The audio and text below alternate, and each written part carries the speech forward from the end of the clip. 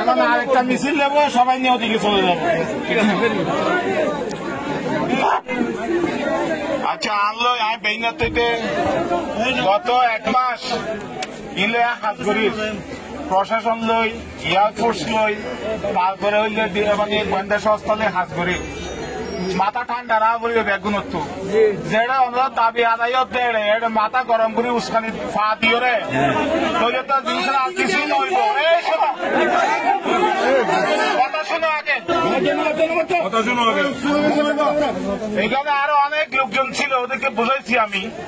আপনারা গেলে এখানে গেলে আমার সাথে আমাদেরকে 2 সপ্তাহ টাইম দেন, 2 উইকস। আর এখানে যারা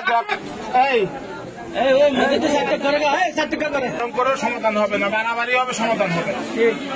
আর যদি মাথা ঠান্ডা রাখো, এই ভারতবর্ষ স্বাধীন হয়েছে কিন্তু সংলাপ কইরা, যুদ্ধ কইরা না। এত বড় একটা দেশ স্বাধীন হয়েছে ডায়লগের মাধ্যমে। ডায়লগের মাধ্যমে সব সমাধান করা যায়। ওদের সাথে আমার কথা হয়েছে, 1 মাস আগে থেকে কথা চলতেছে। এবং আমি মনে করি যে তোমরা এখানে যারা আছো তারাই থাকবা ইনশাল্লাহ, কিন্তু সহযোগিতা করতে হবে।